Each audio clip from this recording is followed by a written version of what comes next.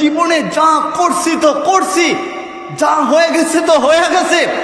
যদি মানুষের হক নষ্ট করে থাকে তাহলে ওইটার যদি ক্ষমা চাইতে পারি তাহলে ক্ষমা চাই নিলাম, যদি না পাই তাইলে রব্বে কাবার দরবারে ক্ষমা চাইব। বলে কি কইরা ক্ষমা চাই? বলে আজকে রাতে গিয়া একটু নিজেকে লাশ বানাইবেন, আজকে রাতে বাড়ির মধ্যে যায়া উঁচু কইরা 2 রাকাত নফল নামাজ পড়া হায় রব্বে কাবার দরবারে 2টা হাত তুইলা দিবেন আর বলবেন রব্বে কাবা, আমি তাকায় দেখছি এই পাহাড়ের উপর যদি আমার গুনাহকে রাইখা দেওয়া হয়, গুনাহের কারণে পাহাড়টা ধইসা যাবে। হায় আমার গুনাহকে যদি সমুদ্রে রাখা হয়, গুনাহের কারণে সমুদ্রের পানি দেখা যাবে না। এই পরিমাণের গুনাহ করছি, এই গুনাহকে যদি আসমান আর জমিনের গেপ জায়গায় রাখা হয়, জমিনের কোনো ফাঁকা জায়গা দেখা যাবে না। মালিক এ পরিমাণের গুনাহ করলাম, তুমি মাফ না করে দিলে কার কাছে যাব? তুমি ক্ষমা না করে দিলে কার কাছে যাইব? কারণ আপনার তো বহু বান্দা আছে যারা আমি একজনে না ডাকলেও আপনাকে ডাকে, কিন্তু আমার তো আপনি ছাড়া কোনো ইলাহ নাই, একমাত্র ইলাহ তো একজন আপনি। মালিক আপনার দরবারে চাইলাম। মালিক বলে ইউহিব্বুত তাওয়াবিনা ওয়া ইউহিব্বুল মুতাতাহহিরিন, হায় পবিত্র হইয়া আপনি যখন তওবা করবেন, তওবা করতে দেরি মালিক আপনার পুরো জীবনের গুনাহ খাতাকে মাফ করতে দেরি করবে না। আল্লাহ, হ্যাঁ ওই মালিক রে পাওয়া খুবই সহজ। যদি সহজ না হইতো, মুসা আলাইহিস সালামের জামানায় একটা বদমাইশ ছিল, বলবো নি ঘটনা, মনে পড়ে গেছে, বলবো নি ঘটনা। ওই বদমাইশকে মুসা আলাইহিস সালাম ওনার সাথীদেরকে নিয়ে এলাকা থাইকা জঙ্গলে পাঠায় দিছিলেন। জঙ্গলে যখন চইলা গেছে, ফালাম্মা কুরুবাল মাউতু, বলে তার মৌতের সময়টা যখন কাছাকাছি চলে আসছে, ফারাআইতা ইয়ামিনা ওয়া শিমালা, ডানে তাকাইছে বামে তাকাইছে, আমামা ওয়ারাআ, সামনে পিছনে, কারিবুম বাঈদুন, কাছে দূরে তাকাইছে, ফালাম্মা ইয়াজিদ মিনহু, কাউকে যখন সে দেখতে পায় নাই, যখন কাউকেই দেখে নাই, আসমানের দিকে মুখটা করছে, উপরের দিকে তাকাইছে আর 2টা হাত তৈলা দিছে, বলতেছে মালিক আপনি ছাড়া কোনো মালিক নাই, সেটা আমি জানি, বদমাশ ছিলাম তো বটে, মৌত কালে যদি আপনাকে না পাই আমি কাউকে পাবো। আপনি না বলছেন আকুলতা আনতা গাফুরুর রাহিম, আপনি না বলছেন আপনি গাফুরুর রাহিম, আপনি গাফুরুর রাহিম হইয়া পুরো দুনিয়ার মানুষের লাভ হইল তো বুঝলাম ঠিকই, কিন্তু আমার কি লাভ হইল? বুঝেন আপনারা আমার কথা বুঝেন? ওই লোকটা যখন মালিকের দরবারে বলছে মালিক আপনি গাফুরুর রাহিম হইয়া পুরা দুনিয়ার মানুষের লাভ হইল, কিন্তু আমার কি লাভ হইল? এই মুসা আলাইহিস সালামকে আল্লাহ ও কি পাঠায় দিছেন, বলতেছেন ইয়া মুসা আমার ওলি মারা গেছে, জানাজার নামাজ পড়তে হবে। বলে কোথায় জানাজার নামাজ পড়বো? বলে জঙ্গলে চলে যাও। মুসা আলাইহিস সালাম বলবেন ও রব্বে কাবা, কি কইরা একা জানাজার নামাজ পড়াই? এটা পড়াই কি কইরা? তো আল্লাহ বইলা দিলেন বনি ইসরাইলকে সঙ্গে নিয়ে চলো। এরা তো নগদ না দিলে যাবে না, বনি ইসরাইল এরা নগদে বিশ্বাসী, এদেরকে নগদ দিতে হবে। আল্লাহ বললেন ঘোষণা কইরা দাও যারা আমার বন্ধুর জানাজায় শরীক হবে তাদের সকলের জীবনের সব গুনাহ মাফ। তো চলছেন জঙ্গলের সাথে নিয়ে গেছেন সঙ্গীদেরকে, সবাই যায় দেখে বদমাশ পইরা মইরা দিছে, বদমাশ পইরা মইরা দিছে। লোকেরা বলছে এই বদমাইশ আবার অলি হইলা কবে? আর কত খেলা দেখাইবেন? আপনি না জীবনে অনেক খেলা দেখাইছেন, এটা কি শেষ খেলা নাকি? এও আবার অলি হইল কবে? আপনি না ঘাড় ধাক্কা দিয়া শহর থেকে ওরে বাহিরে পাঠায় দিছিলেন, জঙ্গলে পাঠায় দিছিলেন। বলে 40 বছর আমাদেরকে একই ময়দানে রাখছেন, এক ময়দানের মধ্যে রাখছেন, 5,87,000 মানুষ আমাদের মারা গেছে, আর কত খেলা দেখাইবেন? তখন মুসা আলাইহিস সালাম রব্বে কাবাকে বললেন ও রব্বে কাবা আমার উম্মতেরা বলে কি আবার আপনি করলেন কি? রব্বে কাবা চিৎকার দেয়া বললেন মুসা যখনই তার মুহূর্তের সময়টা আসছে সে আমার দিকে তাকায় বলছে মাবুদ আপনি না বলছেন আপনি গাফুরুর রাহিম, আপনি গাফুরুর রাহিম হইয়া পুরো পৃথিবীর লাভ হইল বুঝলাম, আমার কি লাভ হইল? বন্ধু বলো তো আমি যে সিদ্ধান্ত নিয়েছি সেটা কেমন সিদ্ধান্ত?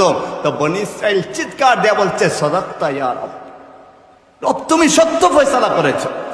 তো আমার মালিকরে পাওয়া খুবই সহজ।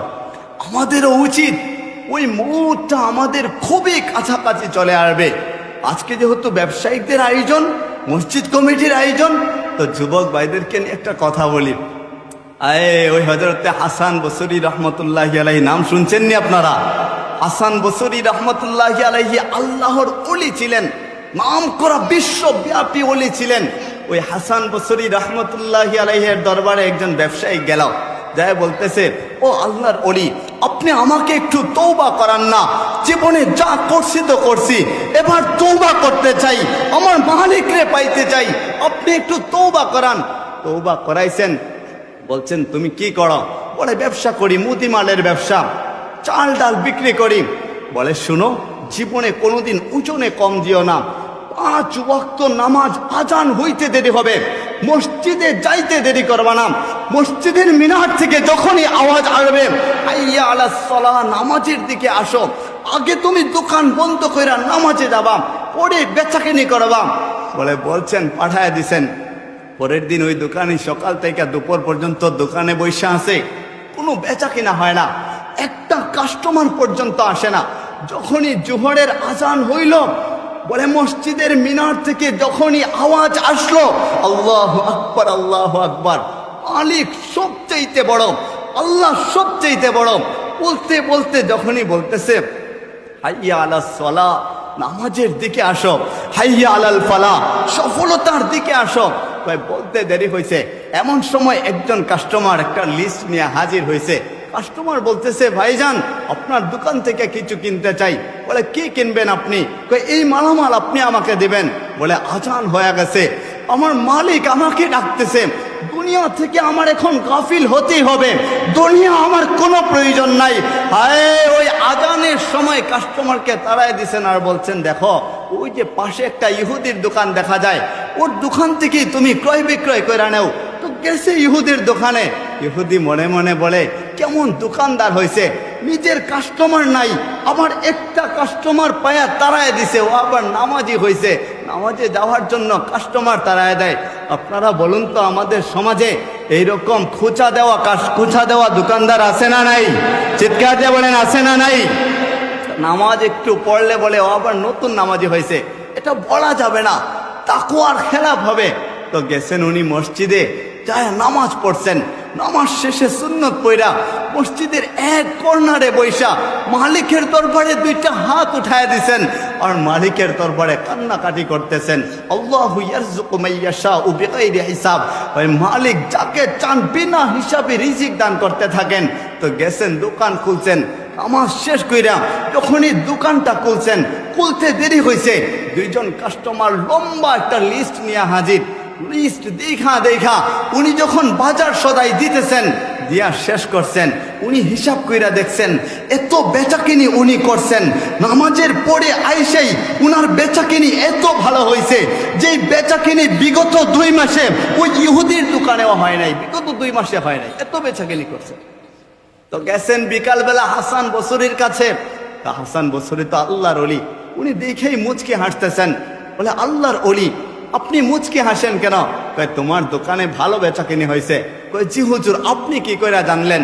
বলে, শুনো, তোমার দোকান থেকে যারা ক্রয় করতে আসছিল ওইটা কোনো দুনিয়ার মানুষ না, যাদেরকে মানুষ রূপী দেখেছ এরা কোনো মানুষ ছিল না, তোমার কোনো আত্মীয় স্বজন ছিল না, কোনো কাস্টমার ছিল না। রব্বে কাবা তোমার প্রতি খুশি হইয়া ওই দোকানে যাদেরকে পাঠাইছেন, হায় এরা হচ্ছে রব্বে কাবার পক্ষ থেকে ওই আল্লাহর তৈরি ফেরেশতা। আল্লাহ ফেরেশতা দিয়া কাস্টমার হিসাবে বানায় পাঠাই দিছেন। তো আপনাদেরও উচিত, বলে আমি ব্যবসা করব, কখনো ধোকা দেব না, আমি ব্যবসা করব, সৎ ব্যবসা করব, ধোকার আশ্রয় নেব না। কেননা আল্লাহ রসুলের হাদিস বলে, যারা ব্যবসায়িক থাকবে, যারা সৎ ব্যবসা করবে, মা'আস সাদিকিন, তাদের হাসর নাসর হবে সত্যবাদীদের সাথে, সিদ্দিকিনদের সাথে, নবিয়িন পয়গম্বরগণের সাথে তাদের হাসর নাসর হবে। তো যারা ব্যবসায়িক আছেন, আপনারা চান না যে আমাদের হাসর নাসর ব্যবসায়িকদের সাথে হয়ে যাক? চান কি চান না? হ্যাঁ, বুঝেন তো আমার কথা? ওই রব্বে কাবা বলেন, তোমার দুনিয়ায় জন্ম হওয়ার পর থেকে প্রত্যেকটা ক্ষেত্রেই আমি তোমাকে ভালোবাসি, তবে তোমাকে পাঠাইছি শুধু আমাকে পাওয়ার জন্য, আমাকে কাছে নেওয়ার জন্য। মালিক দৈনিক 5 বার আমাদেরকে ডাকতে থাকে, আসো নামাজের দিকে। যখনই ফজরের আজান হয় মালিক তাকায় থাকে, আমার বান্দাটা এশারের নামাজ পড়ে নাই, এবার দেখি না আমার কাছে আসে কিনা। মালিক তাকায় থাকে, যদি আসে নামাজে যখনই যায় আর মালিক চিৎকার দেয়া বলে, তুই আমাকে সেজদা দিবি। সেজদা দেওয়ার মানুষ তো আমার অভাব নাই, ফেরেশতাদেরকে অনবরত সেজদা দেওয়ার জন্য রেখা দিছেন, বলে তুই সেজদা দিবি না, আমার সাথে সাক্ষাৎ করবি, এর জন্যই তো আমি তোকে ডাকি। কিন্তু আমাদের তো তখনও সময় হয় না। যখন জোহরের সময় হয়ে যায় মালিক তখনও আমাদেরকে ডাকতে থাকেন, তখনও আমাদের সময় হয় না। যখন আসরের সময় হয়ে যায় ওই রাব্বে কাবা আমাদেরকে ডাকেন, বলে 3 বেলা নামাজ পড়িস নাই, 2 বেলা নামাজ পড়িস নাই, কোনো অসুবিধা নাই, আমার দরবারে আয় না, আসতে দেরি হবে, আমার দরবারে চাইতে দেরি হবে, তোর জিন্দেগির গুনাহটা আমি আল্লাহ মাফ করে দিতে দেরি করব। আল্লাহ মাফ করে দিবেন। তো আমাদের মউতটা সন্নিকটে, কুল্লু নাফসিন যায়িকাতুল মাউত, প্রত্যেকটা প্রাণী কিন্তু মৃত্যুর স্বাদ আস্বাদন করে। আমাদের তো এমনও হতে পারে, দেখেন না এই সময়টাতে গত 2 বছর 3 বছরে শুধু যুবকদের মৃত্যুর মিছিল যেন হয়ে যাচ্ছে, একের পর এক অ্যাক্সিডেন্ট হয়ে আমাদের যুবক ভাইরা মারা যাচ্ছে। এমনও তো হতে পারে আজকে আমি এখানে উপস্থিত হয়েছি, আগামীকালকে আর এই এলাকায় থাকবো না, আমাদের অবস্থানটা হয়ে যাবে কবর। বলে এর জন্য মালিকরে আগে কাছে টাই নেয় না, ওই মৃত্যুর ভয়টা মনের মধ্যে রেখা, মালিকরে কাছাকাছি রেখা, ওই খবরের মধ্যে প্রিপারেশন নিয়ে প্রস্তুতি নেওয়া তখন যাব। কেননা আমাদের জন্য একটা বাহন অপেক্ষা করে, ওই এমন একটা বাহন যে বাহনের মধ্যে মানুষ কখনো উঠতে চায় না, এমন 4 পাওয়ালা একটা বাহন যে বাহনের মধ্যে কখনোই মানুষজন যাইতে চায় না, নিজের উচ্ছায় কখনো উঠে না। হায় ওই বাহনটা তো এমন বাহন যে বাহনের উপরে আমাদের আত্মীয় স্বজনগণ চুট পূর্বক আমাদেরকে তুইলা দিবে। এমন যদি হয়ে যায়, একবার কল্পনা করেন না, আপনার ছোট বাচ্চা সন্তানটাকে ঘরে রেখা চলে আসছেন, আপনার মুডটা হয়ে গেছে, ঘরে যখন আপনি যান আপনার ছোট বাচ্চাটা আপনাকে ঝড়ায়া ধরে থাকে, বাবা বইলা কাছে আসে, আব্বু বইলা কাছে আসে, ঝড়ায়া ধৈরা ধৈরা ঘুমায়। আপনি সন্তানকে না ঝড়ায় ধরলে আপনারও ঘুম আসে না। যদি আপনার মৌতের সময়টা চলে আসে, যদি আপনি মহিলা যান কোনো এক কারণবশত, এমনও তো হয় বাবা মহিলা গেছে, কিন্তু লাশটাকে যখন রাখা হয়েছে ছোট বাচ্চা সন্তানটা লাশের পাশে শুয়া আর বাবাকে বলে, বাবার মুখটা একটু সরায় আর দেখে বলে, বাবা কেন তুমি কথা বলো না? মাকে চিৎকার দিয়ে বলে, মা আমার বাবা কেন কথা বলে না? বাবার কি হয়ে গেল? বাবা না আগেই আমার সাথে কথা বলছিলেন, এখন কেন কথা বলছেন না? বলো না মা বাবার কি হয়ে গেল? এমন যদি হয়ে যায়, মুহূর্তের সময়টা চলে আসে, আপনার আদরের স্ত্রী রমণী ঘরের মধ্যে সারা দিন যে আপনার জন্য অপেক্ষা করে, বাড়িতে যখনই আপনি রাতের বেলা যান স্ত্রী 1 গ্লাস পানি আগায়া দেয়, আপনাকে ঝড়ায় ধরে, ওই স্ত্রী যখন চুকের পানি ফেলা ফেলা কান্না করবে, আপনার আদরের জনম দক্ষিণী মা ঘরের মধ্যে থাকে, আর মসজিদের মাইক থেকে যখনই এলান হবে যে অমুকের জানাজার আর মাত্র 10 মিনিট সময় বাকি আছে, 20 মিনিট সময় বাকি আছে, আপনার মা যখন শুনবেন, মা কি আর সহ্য করতে পারবেন নাকি? কান্নায় বুকটা ফাইটা যাবে। স্ত্রী যখন শুনবে, হায় স্ত্রীটাও সহ্য করতে পারবে না। আপনার সন্তান যখন শুনবে, সেও তখন সহ্য করতে পারবে না। চিৎকার আর চিৎকার সবাই ঠিকই করবে, আর ওই 4 পাওয়ালা বাহন আমাদের বাড়ির মধ্যে লোকজন তাড়াতাড়ি কইরা নিয়ে আসবে। যদি বাড়িতে কোনো ভাই থাকে, দৌড়ায় দৌড়ায় বাজারে যাবে আর যায় বলবে, ভাইজান আমার ভাইয়ের জন্য, আমার বাবার জন্য, মায়ের জন্য দেন না কাফনের কাফন, আমার ভাইটা মরে গেছে, মা মরে গেছে, বাবা মরে গেছে। সহ্য করতে পারে না, দৌড়ে দৌড়ে কাফনের কাপড়টা নিয়ে বাড়ির মধ্যে আসলো। বাড়ির মধ্যে আইসাই আপনার আদরের ছোট বোনটা বাড়ির আয়না দেয়া দৌড়ায়। বলে কেন দৌড়াও তুমি? ভাই বড়ই পাতা কোথায় পাওয়া যাবে? বড়ই পাতার জন্য দৌড়াই। বড়ই পাতার গরম পানি একত্রিত কইরা প্রচণ্ড শীতের সময় যখন আপনাকে ওই খাটিয়ায় নেওয়া হবে, গোসলখানায় নেওয়া হবে, যেখানে গোসল দেওয়া হবে, তো আপনার ছোট বাচ্চা আঙ্গুল দিয়া ইশারা করবে, কয় আমার বাবাকে কেন এখানে নিয়ে যাওয়া হচ্ছে? প্রচন্ড শীতের সময় কি করে আমার বাবা সহ্য করবে, কি করে আমার মা সহ্য করবে, কেন এখানে নিয়ে যাওয়া হচ্ছে? তখনের অনুভূতিটা যারা জীবিত থাকবে কেমন হবে? মসজিদের মাঠ থেকে আলান আসবে, লাশটাকে যখনই নিয়ে যাওয়া হবে মসজিদের ওই মসজিদের আঙিনায়, মসজিদ প্রাঙ্গণে যখন নিয়ে যাওয়া হবে, কোনো মাঠের মধ্যে যখন নিয়ে যাওয়া হবে, আপনার মা দরজার মধ্যে ধৈরা ধৈরা চিৎকার দিয়ে কান্না করবে যে একটা ভার সন্তানকে দেখা যায় কিনা। দুনিয়ায় যদি কোনো সন্তানজন বাহিরা দেশে চইলা যায়, বলে প্রবাসে চইলা যায়, প্রবাসে চইলা যাওয়ার সময়ই মা সহ্য করতে পারে না, বাবা সহ্য করতে পারে না, আত্মীয়রা সহ্য করতে পারে না, ওই ক্ষণিকের বিদায়ের জন্যই সহ্য করতে পারে না। কিন্তু চিরস্থায়ী একটা বিদায় যখন দেয়া হবে, এমন বিদায় বলে ওই বিদায়ের পর আর কখনো ফিরে আসবে না। কি করে ওই বিদায়টা মা বাবা জানাবে, এটা আমার কখনো বুঝে আসে না। যখন মসজিদের মাইক থেকে এলান আসবে, আর মাত্র 3 মিনিট সময় বাকি আছে, 2 মিনিট সময় বাকি আছে, মা চিৎকার দিয়ে পাগল পারা হয়ে যাবে, আপনার লাশের কাছে যাইতে চাইবে, আপনার ঘরের বোনেরা মহিলারা পাগল হয়ে যাইবে, লাশের পাশে যাইতে চাইবে। কোনো মানুষজন তাদেরকে আটকাতে পারবে না, তবুও ঘরের মধ্যেই তাদেরকে রাখবে। কিন্তু ওই মাঠে যখন জানাজার নামাজটা শুরু হয়ে যাবে, জানাজার আগে তো আপনাকে আমাকে যারা দেখতেছিল তারা তো ঠিকই দেখছে, জানাজার পর আর দেখার সুযোগ থাকবে না। তো ওই কাঁধে কইরা কইরা যখন নেওয়া হবে বাড়ির আঙিনা দিয়া, তাকায় থাকবে আর বলতে থাকবে, বাবাজি দুনিয়ায় একবার তুই যদি আমাকে না দেখিস, সহ্য করতে পারিস না, কি কইরা আমাকে চাইরা তুই একা একা চলে যাচ্ছিস। কবর এমন একটা ঘর, যে ঘরের মধ্যে আলো নাই, যে ঘরের মধ্যে বাতি নাই, বিছানা নাই। এই কবর তো এমন একটা অপরিচিত জায়গা, বলে দুনিয়ায় মানুষজন যখন কোথাও যাইতে চায় পরিচিত মানুষ খোঁজে, বলে পরিচিত কেউ থাকলে তার সাথে সময় কাটানো যায়। কিন্তু কবরে আপনি আমি যাব, বলেন না কি প্রস্তুতি নিয়ে রাখছেন যে কবরের মধ্যে কোনো সঙ্গী পাইবেন না।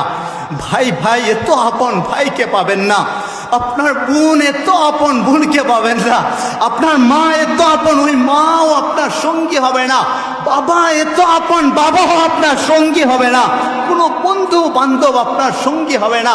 ওই কবরে যখন আপনাকে রাখা হবে, দুনিয়ার সামান্য একটা জীবন, ক্ষণস্থায়ী একটা জীবন, ওই আসল জীবনে যখন আপনি চইলা যাবেন, মানুষজন আপনাকে রাইখা চইলে আসবে, কিছুক্ষণ হয়তো দাঁড়ায় থাকবে, দোয়াটা শেষ করে যখন সকলেই চইলা যাবে, অন্ধকার ঘরে আপনার দুনিয়ার কল্পনা, দুনিয়ার স্বপ্নটা ভাঙা যাবে। তখনই দেখবেন চারিপাশ অন্ধকার হয়ে গেছে, পিস পিস করে আওয়াজ শোনা যাচ্ছে। বলে দুজন ফেরেশতা আইসা কথা বলবেন, বলে আপনারা কেন আসছেন? বলে জিজ্ঞাসা করতে আসছি, তোকে যে দুনিয়ায় রব্বে কাবা পাঠাইছিলেন কি করছিস? মার রব্বুকা, বল না তোর রবকে, ওমা দীনুকা, বল না তোর ধর্ম কি, ওমান হাদার রাসূলুল্লাযী ফি বয়সা মিনকুম, আল্লাহ রাসূল সাল্লাল্লাহু আলাইহি সাল্লামের ছবি দেখায়া বলবে, ইনি কে, ইনাকে চিনসনি? হায় হায়, যদি আপনি আমি তখন উত্তরটা না দিতে পারি, ওই জাহান্নামকে সংযুক্ত করে দেওয়া হবে। ওই জাহান্নাম এত ভয়াবহ, ওই আল্লাহর রাসূল সাল্লাল্লাহু আলাইহি ওয়াসাল্লাম তিনি বর্ণনা করতেছেন জাহান্নাম কেমন ভয়াবহ হবে। কয় এত ভয়াবহ হবে, ওই জাহান্নাম যখন চিৎকার দেবে, হাসরের ময়দান যখন কায়েম হবে, আল্লাহর রাসূল সাল্লাল্লাহু আলাইহি ওয়াসাল্লাম ছাড়া সমগ্র আম্বিয়া কেরামগণ, সব ফেরেশতা, সারি আম্বিয়া, সব ইনসান চিৎকার দিয়ে বলতে থাকবে নফসি নফসি। আদম আলাইহিস সালাম নফসি, নূহ আলাইহিস সালাম নফসি, ইব্রাহিম আলাইহিস সালাম নফসি, ইসমাইল, ইসহাক, ইয়াকুব, ইউসুফ, ইউনুস, ঈসা, मूसा, हुद, सालेह, नफ्सी नफ्सी। एक तरफ से एक आवाज आए, या रब्बे उम्मती, या रब्बे। শুধু আমাদের নবী চিৎকার করে বলবেন রব্বে উম্মতি, রব্বে উম্মতি। কেমন নবী আপনি আমি পাইছি? ওই নবী দুনিয়ায় আসছেন আর আল্লাহ বলছেন আমার আয়াত অনুযায়ী, বলে তোমাদেরকে আমি কিভাবে দুনিয়াতে আল্লাহকে খুবই কাছাকাছি পাইতে পারো, কিভাবে সহজভাবে আল্লাহকে কাছে পাইবা। এর জন্যই তো আল্লাহর রাসূলকে দুনিয়ায় পাঠাইছেন। ওই রাসূল দুনিয়ায় সেজদায় পয়রা রইছেন। ওই হাসরের ময়দানেও যখন তিনি উঠবেন তখনও সেজদায় পড়ে থাকবেন। হায় মাকামে মাহমুদ আসবে আল্লাহর রাসূলের দরবারে। আল্লাহর রাসূলের দরবারে যখনই মাকামে মাহমুদ আসবে, আল্লাহর রাসূল উঠতে চাইবেন না। রব্বে কাবা বলবেন, বন্ধু ওই মাকামে মাহমুদে আসো, মাকামে মাহমুদে উঠো। তখনও আল্লাহর রাসূল উঠবেন না। কিন্তু একটু পরে আল্লাহর রাসূল বলবেন, ও রব্বে কাবা, আপনি না বলছেন আজকের দিনের বাদশা আপনি আমাকে বানাইবেন? ওই যখন মেরাজ রজনীতে নিছিলেন, বলে তোমাকেই তো বানাইলাম। বলে আমি যদি চইলা যাই জান্নাতে, ওই মাকামে মাহমুদে যদি আমাকে জান্নাতে নিয়ে যায়, আমার এত এত উম্মতের কি অবস্থা হবে, মিজানের পাল্লার কি অবস্থা হবে, আমি যদি না দেখি কি করে আমি সহ্য করব? হাউজে কাউসারের পানি আমি নিজের হাতে আমার উম্মতদেরকে পান করাতে চাই, তখন কি করে পান করাবো? আল্লাহর রাসূল সেখানেও সেজদায় পড়ে থাকবেন, আমাদের জন্য পড়ে থাকবেন। জাহান্নাম এত ভয়ানক অবস্থা হবে। মুসা আলাইহিস সালামের মতো ফেরেশতা, তো এত দামি ফেরেশতা, আমাদের নবীজির পরে যার উম্মত সবচাইতে বেশি হবে, ওই ফেরেশতাও তখন চিৎকার দেয়া বলবেন, ইয়া রব্বে কাবা লা আসআলুকা উম্মতি, ও রব্বে কাবা আজকে আমার উম্মত সম্পর্কে জানতে চাই না। লা আসআলুকা উখতি, বোনকে আমি চাই না। লা আসআলুকা আখি, লা আসআলুকা আবি, লা আসআলুকা উম্মি, আজকে আমি কাউকে চাই না। বলে কি চান? আসআলুকা নাফসি নাফসি, আপনি শুধু আমাকে বাঁচান। জিব্রাইল আমিনের মতো ফেরেশতা, যিনি আল্লাহর ডান পাশে থাকবেন, ওই তিনি তখন ডান পাশে থাকবেন। জাহান্নাম যখন চিৎকার দিবে, ভয়াবহ অবস্থা হয়ে যাবে। আয় অগ্নিকাণ্ড এত ভয়াবহ, বলে 70টা জাহান্নামের মুখ থাকবে, প্রত্যেকটা মুখের মধ্যেই 70,000 ফেরেশতারা টান দিয়া ধরে রাখবেন। 70,000 ফেরেশতারা প্রত্যেকটা মুখের মধ্যে যখন টান দিয়ে ধরে রাখবেন, তখনও জাহান্নাম সামনের দিকে আসতে থাকবে। ওই জিব্রাইল আমিন মাথা নিচু করে ফেলবেন, আল্লাহর কাছে মাথা নত করে ফেলবেন, সাজদায় পড়ে যাবেন, আর রব্বে কাবাকে বলবেন, সাল্লিমনি নাফসি সাল্লিমনি নাফসি, ও রব্বে কাবা আজকে আমি জিব্রাইলকে বাঁচান, জিব্রাইলকে। তাই বলুন না, ওই মরণের আগে আগে আমাদের মরণের প্রস্তুতি নেওয়ার দরকার আছে না নাই? কবরের প্রস্তুতি নেওয়ার দরকার আছে না নাই? তাই আজকে থেকে ওয়াদা করালেই আসেন আমরা ওয়াদাবদ্ধ হয়ে যাই। যারা বৃদ্ধ বাবাজি আছি, যাদের বয়স হয়ে গেছে, যারা যুবক ভাইরা আছি, বয়স 23, 24, 25, 30 হয়ে গেছে, আজকে থেকে এখন থেকে ওয়াদা করে নেই, আমার জীবনের শেষ গুনাহ যেটা হয়ে গেছে হয়ে গেছে, কিন্তু সামনে যা হবে আর কখনো গুনাহ হবে না। সামনে যা হবে আমার দ্বারা যেন জান্নাত কিনতে পারি, ওইটাই যেন আমার দ্বারা হয়। গুনাহের কাজ আমি করতে চাই না। ওয়াদা করতে রাজি আছি না নাই? ওই রব্বে কাবাকে হাত তুলে দেখাই, ইয়া রব্বে কাবা, আজকে থেকে আমরা ওয়াদা করলাম জীবনে কখনো গুনাহের কাজ করব না। বলেন, জীবনে কখনো গুনাহের কাজ করব না। তওবা করলাম, মালিক আপনি আমাদেরকে পবিত্র বানায় দেন, ওই জান্নাতীদের লিস্টে নামটা উঠায় দেন, আমিন। হাত নামান। আল্লাহ যদি আমাদের হাতকে কবুল করে নেয় তাহলে আর কি চাই? আজকের মাহফিলের এই মজমার যথেষ্ট কষ্ট করে যারা আয়োজন করেছেন, আমার যুবক ভাইরা অনেক কষ্ট করেছেন, মসজিদের ইমাম সাহেব, মুয়াজ্জিন সাহেব, খতিব সাহেব, এলাকার মুরব্বিয়ানে কেরামগণ, এলাকার ভাইয়েরা, মা বোনরা, প্রবাস থেকে অনেকে সহযোগিতা করেছেন। সকলের জন্য আমাদের দোয়া করার দরকার আছে না নাই?